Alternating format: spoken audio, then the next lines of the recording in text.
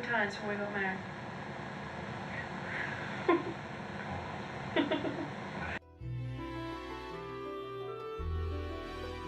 The public adored Diana, and Diana adored her prince, not to mention the idea that marrying him was her great destiny. But even before she married, she was beginning to worry her destiny might be a curse. Certainly, she never pictured sharing Charles with another woman.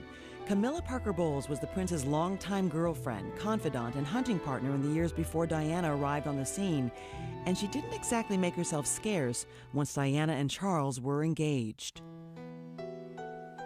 Just weeks before their wedding day, Diana overheard Charles talking to his ex on the telephone. She heard him on the telephone saying to Camilla, "Whatever happens, I will always love you." And that's before he went off to Australia. We have famous footage of her crying as he climbs aboard his plane. At the time, the press just figured Diana was sad to see him go. But in reality, she was wondering if she should call the whole thing off. Andrew Morton says just 2 days before the wedding, Diana asked her sisters if she should back out. And they said to her, "You know, too late, Dutch. Your face is on the tea towels now," which is all the souvenir tea towels. "You can't chicken out."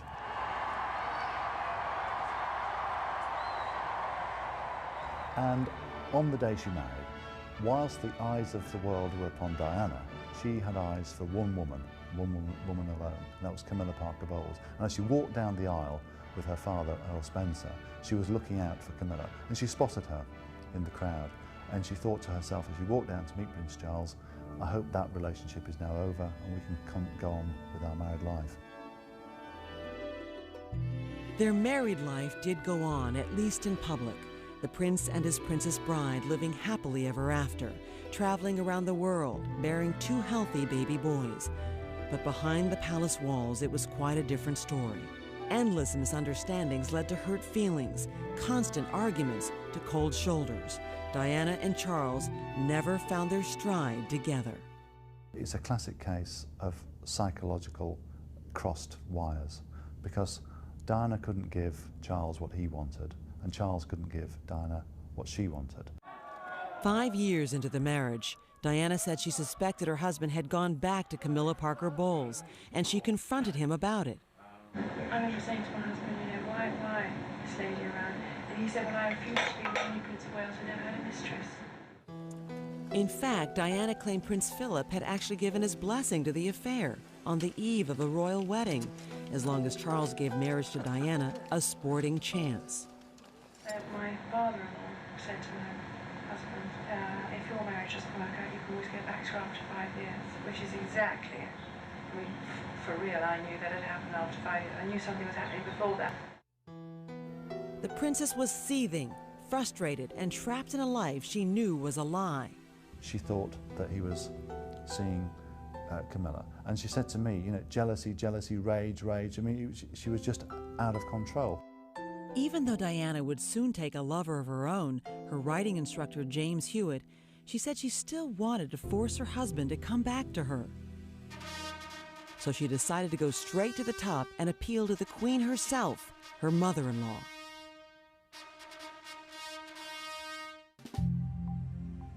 By 1985, Charles and Diana's 4-year-old marriage was deeply troubled, but the public was still none the wiser. The British people were enthralled with their glamorous princess, now 24, and the 2 royal heirs, William, age 3, and newborn Harry. That year, a British TV documentary called The Prince and the Princess of Wales, Talking Personally, portrayed Diana as the doting wife. What do you feel your role is? What is your contribution? I feel my role is supporting my husband. It's extraordinary to rerun the events of those years with the knowledge that we now have.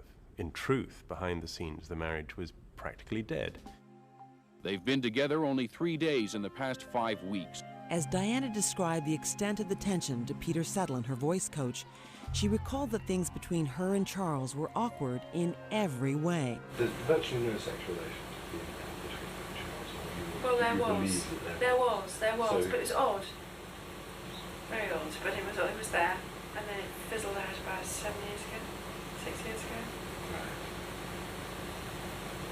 7 was Harry's date. How do you know it was odd? Instinct told me. It's just so odd. I don't know. There was no requirement for it from his case. Sort of once every 3 weeks look about it, and I kept thinking. And then I followed a pattern. He used to see his lady once every 3 weeks before we got married. Consider how extraordinary this conversation is. This was only the second time Diana had ever met Peter Settelen. And here they are, Her Royal Highness the Princess of Wales and a former actor sharing secrets of the royal bedroom on camera. She talks about some very personal things. Well, as we now know, she'd done it with for the Andrew Morton book on one level. In a sense, maybe doing that had helped her understand who she was. I mean, any whether it's therapy or talking to your best friend about what's really upsetting you, you feel better afterwards. Princess Diana herself was the principal source for that explosive 1992 book by Andrew Morton. It was part of her strategy to reshape the public's opinion of her and her life. But the princess never meant these tapes to become public, and Settelen has been intensely criticized for deciding to release them. I don't want to denigrate Diana. I'm trying to give the public an opportunity, finally, okay. You see for yourself. Because these people are spoiling not just the work that I did with her, but using it again to kind of diminish her. And I don't think that's right. Why would she agree to be taped talking about her deepest secrets to Peter Settelen, a man she barely knew? Because Diana lacked a happy and secure domestic base, it seemed to me that she very often wasn't very discriminating in who she confided in. Patrick Jeffson should know. He was Diana's private secretary for 6 years. He has published a book about her called Portraits of a Princess. She needed to speak. She needed to be heard. He was there. But she allowed him to videotape her. That's the difference. She was under a great deal of stress, and like anybody under stress, she wanted to unload. And there weren't that many people she could unload on. The princess was about to be even more indiscreet, offhandedly revealing the story of a private showdown she'd had with the Queen over Camilla Parker Bowles, the woman Diana thought had stolen her husband. She felt that there was a basic conspiracy inside the royal family, amongst friends, courtiers, bodyguards, valets, to deceive her about the presence of Camilla in her life. So it was a canker that ate away at her. By 1985, Diana told Settelen she had had enough. So I went to the top lady. The top lady, otherwise known as Her Majesty. It was a bold move. According to Morton, Diana was in awe of her mother-in-law and terrified of her as well. The Queen always had tremendous amount of authority and power in Diana's life, and Diana made an effort to understand her, but never could. She always used to say to me that she found her kind of baffling, this kind of stoical way that she just behaved. And the style of Diana was very, very different to the style of the Queen. But if Diana had hoped to get support from the Queen, she was sorely disappointed. According to the princess, the Queen turned a cold shoulder to her appeal for help. The princess described an emotional scene inside the walls of Buckingham Palace. And I was sobbing, and I said, what do I do? I'm coming to you, what do I do? And she said, I don't know what you should do. Charles was hopeless. And that was it. That was help. So I didn't go back to her again for help, because I don't go back again if I don't get it the first time. And so over the years, Diana never talks to me. I never know what's going on. Silly girl.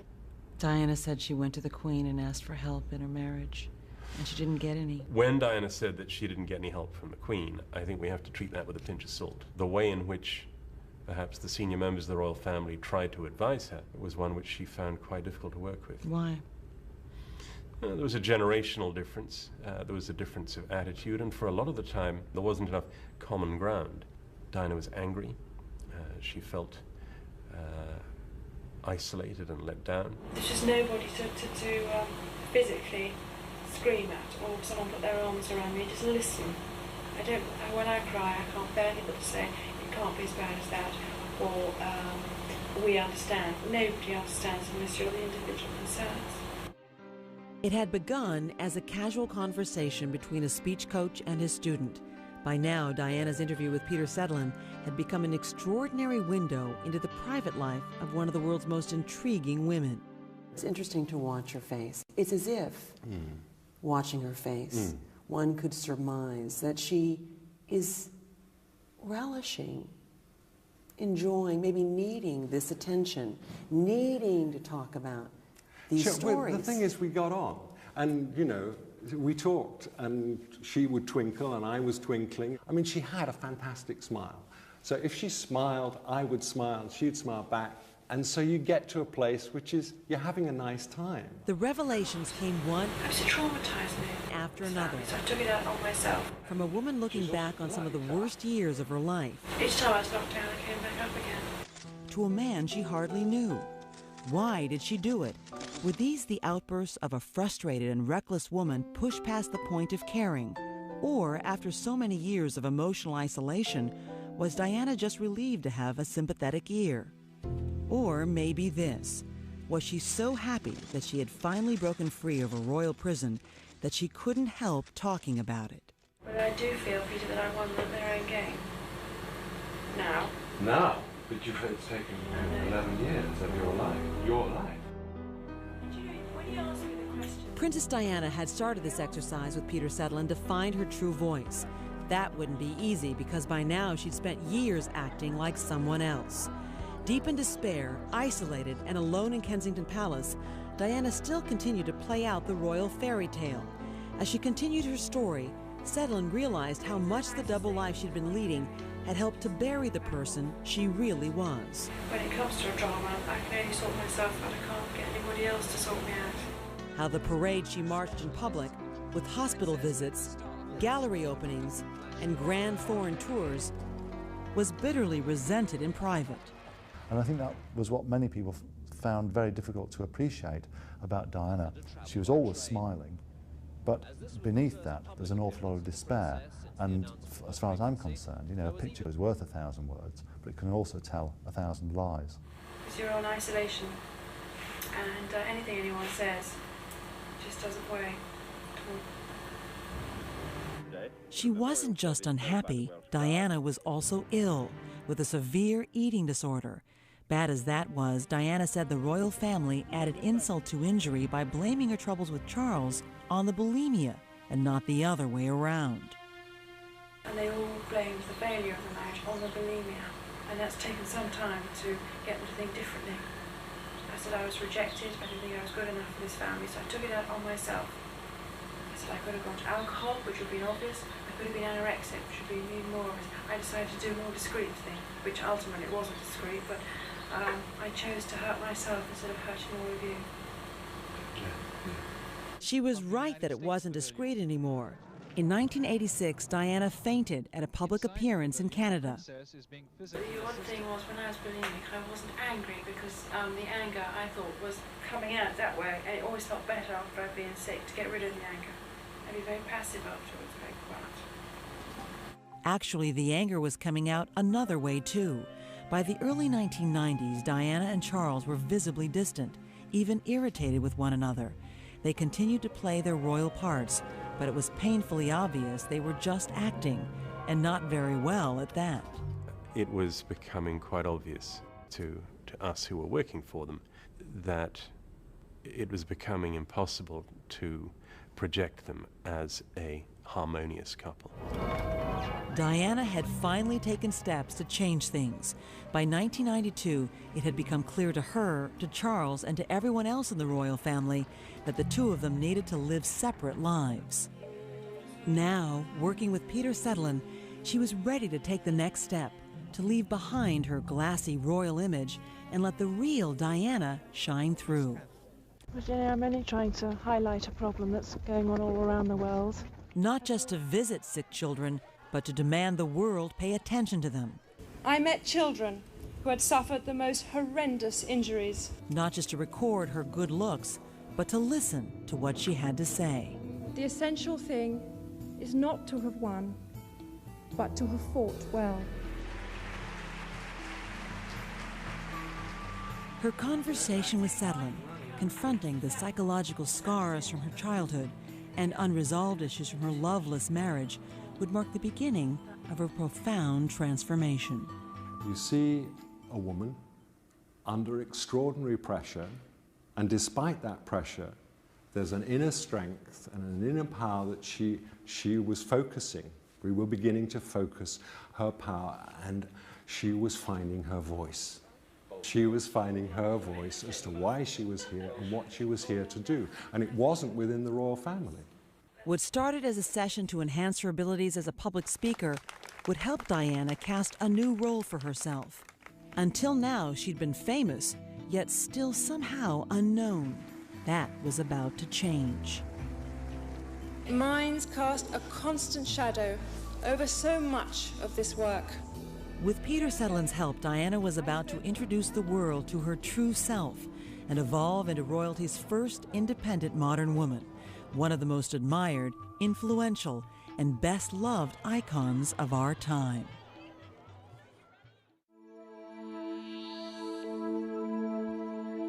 Since 2001, when the existence of the secret videotapes of Princess Diana first became known, there has been a frenzy of speculation about what might be on the recordings. So when the tapes were broadcast by NBC News, they made headlines around the world and became the lead story on London TV channels. Previously unseen footage of Princess Diana has at last been broadcast on television. Tapes that now offer the most honest self-expression of her troubled life to date. Talking about her troubled relations with the royal family from the time of her very first encounters with Charles. Whereupon he leapt upon me, started kissing me and everything. I thought, well, yeah, you know, this is not what people do. The tapes are almost certain to remain in the headlines, thanks to the new disclosures revealing details from her childhood and a startling admission that just 4 years into her marriage to Prince Charles, Diana fell in love with another man, a man she referred to as the greatest friend she ever had. I just, wore my heart on my sleeve and was only happy when he was around and the rest of it. Diana made that and other disclosures to Peter Sutherland, an actor turned voice coach, who had volunteered to help the princess become a better public speaker. To get her comfortable, Sutherland asked Diana to sit before his video camera and tell him her life story. My parents, they never said they loved me. Much of the early discussion during the hour and 20-minute interview centered on a defining moment, the day her mother left her father for another man when Diana was only 6. It was the beginning of a bitter divorce and custody battle between her parents. And you really didn't see your mother again until she came back married? Well, she had to go away. The court said, if I'm right, she had to go away. She's gone. Father didn't say where? No. She's just gone. Diana was devastated after her mother left. Her feelings of abandonment only intensified when, after her 2 older sisters went off to boarding school, her father hired a series of nannies to attend to Diana and her younger brother Charles. Diana wanted nothing to do with them.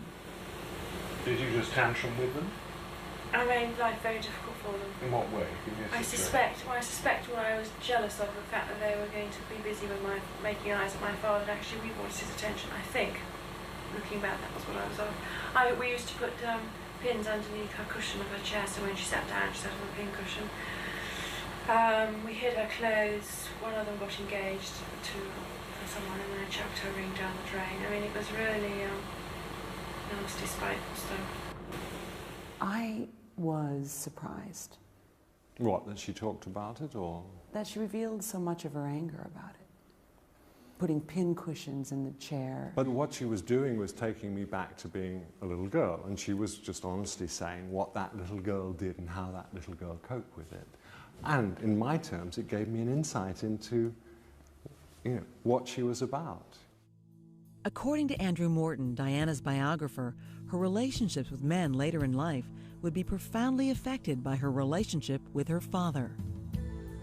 Diana thought that the nannies were throwing their caps at her father, Earl Spencer, and that one of them would try and woo him away from her, because Diana felt a very mothering role towards her father because she could see the hurt he felt by this catastrophic divorce. Her parents' breakup left young Diana desperate for love and affection. Her pain only deepened when her father placed her in a boarding school when she was 9. And when he left, kissed me goodbye, that day I said to him, if you leave me now, you don't love me, which is a crippler, isn't it? But I meant it. While at school, Diana said she struggled to overcome self-doubts created by family members who repeatedly told her she wasn't bright. I was always told by my family that I was the thick one, that I was stupid, and that my brother was the clever one. And I was always so conscious of that. I used to go to headmistress just crying, saying I wish I wasn't so stupid and thick. I wish my family thought a bit more of me. I remember doing that a lot. That sense of inferiority was reflected in the results of her national high school exams. What did you take? They were English language, English literature, geography, art, history. I think that was it. Oh, biology. Biology. So you took 5 and got 5? Well, we got D's, yes.